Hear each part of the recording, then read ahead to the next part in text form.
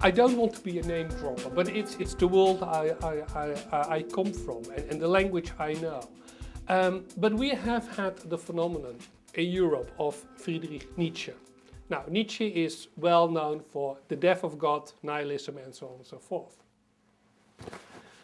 And next to Nietzsche, we had Dostoevsky, Brothers Karamazov, The Idiot, Crime and Punishment, and so on and so forth. Now, those two quite different figures had something in common, and that is that they realized all too well that if we lose the idea or the awareness that the most important things in life have an intrinsic value,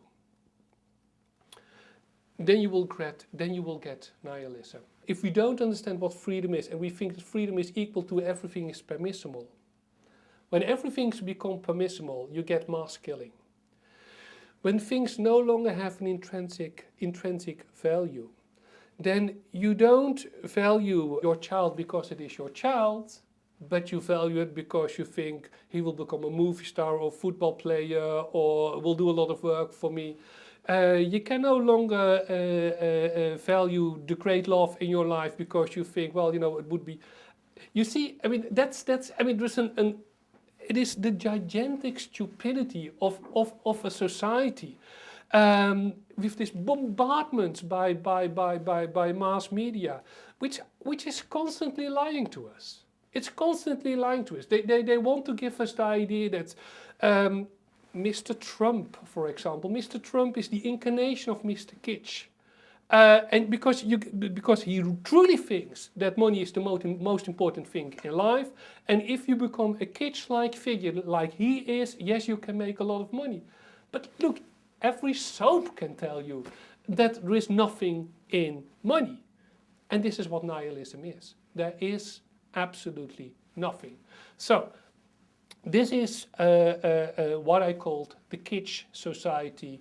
We aim at the pleasant, we ignore the best, we do not understand that the most important things must have an intrinsic value, and that some things has to be sacred, and that on the level of politics. I mean, look, Mr. Karl Rove, when he was still there, mission accomplished. I mean, it's the perfect example of what.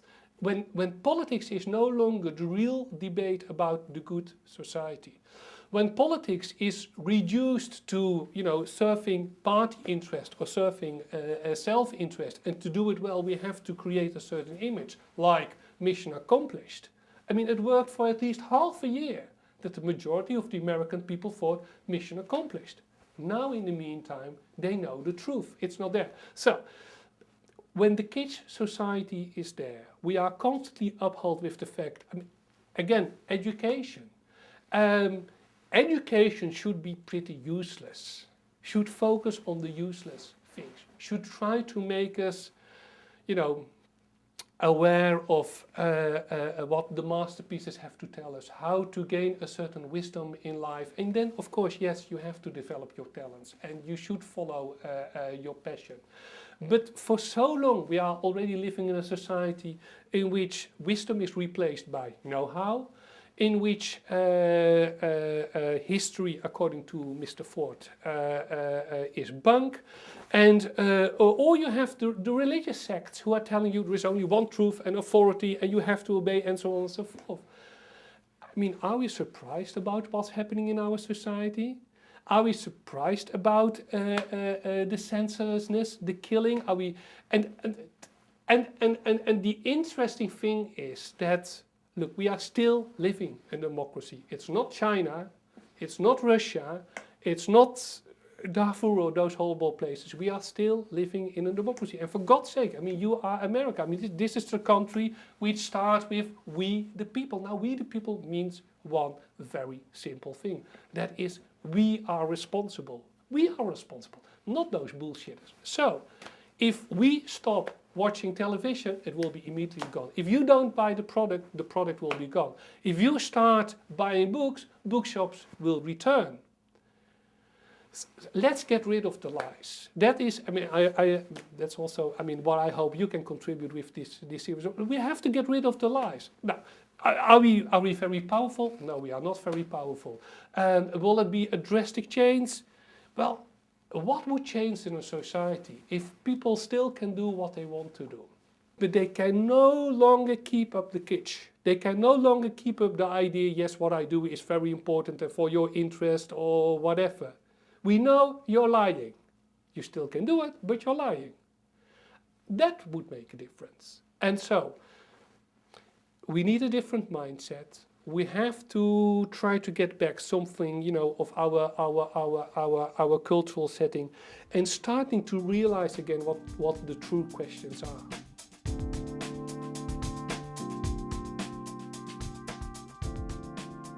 Democracy, freedom,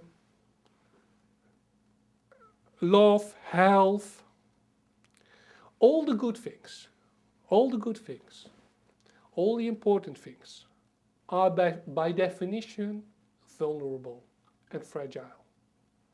Nothing can ever be taken for. Probably again, this is also a European lesson. Again, my mother was in one of the camps. It was impossible for her to throw away one single piece of bread because she knew what hunger was. That generation knows very, very well still what freedom is and what happens to society when there is no longer freedom. They know what they are talking about. And they also know it's never a given. We don't have guarantees, not in life, not for our society. So we know. And we can even see it on television. And if you also see by what kind of forces we are surrounded. Yes, there is terrorism.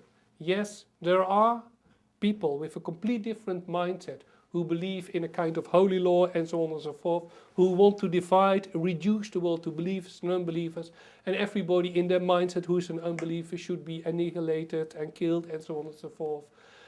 Yes, it is there.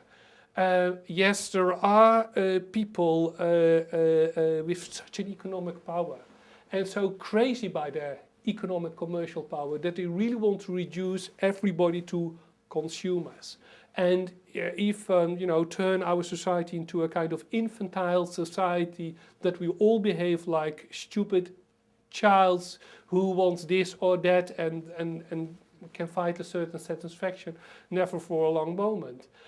We know the forces are there. We know that the best thing can perish very, very easily. So, being that the case, and realizing that what all those forces in their all varieties whatsoever, and some are more immediately threatening to our society and others are more threatening in a long term. But what they have in common is that they take away the quality of our life. Which could be on the level of the environment, which could be on the level of our civil society, which could be on whatever level, but they take away the quality of our life. The very first thing to be done immediately, you know, breaking news, let's do it right now, is we have to rethink what's the meaning of the good society. And as I once said to friends, not that long ago, I finally had the opportunity to go to Ellis Island for the very first time. Statue of Liberty, then to Ellis Island. I'm a European, right? I'm not an American. I'm fascinated by your history. I'm fascinated by the people who came. So I came to Ellis Island, saw this documentary with Gene Hackman, and you understand, knowing the history of Europe, that for so many people, America by definition is, if it's not the good society, it's the better society. Because the horror they had to face in Europe. One guy in this documentary says, an old man, he said, the strange thing about America is that the police is here to help you. That was not the case in Russia, that was not the case in Poland, that was not the case in France. So I understand the kind of mindset in which Americans think, well, maybe it's not the good society or the best society, but it's by far the better society. The time is over. Everybody now has to rethink what is a good society, What are the quintessential values? What is it that Europe and America have in common? And how to defend those values in such a way that you're not a threat to the rest of the world. But I mean, the American dream worked because everybody could realize, hey, there is something in it for me. Now the West created a situation with its globalization, in the sense of that a lot of people have the idea that their own identities are destructed. Because I don't want to sound like an anti-American, but there is only Coca-Cola and only McDonald's and so on. I mean, that's the caricature, but that's how a lot of people experience it. That's not the way. And that's also not the essence of the American dream. So, the good society, what are our quintessential values, and then from there on, what is it that we are doing with our education? How do we use our media? I mean, our media are no longer to give information. I mean, far from it. It's just one big commercial thing. As education has become a commercial thing. Look at the politics. I mean, it's on the both sides, both on the liberal side and the conservative. There is an enormous reductionism to very simplistic concepts, which has nothing to do with a serious discussion. So there is a lot of work to be done, but you know, we can do it, and also we should do it because we don't have a choice.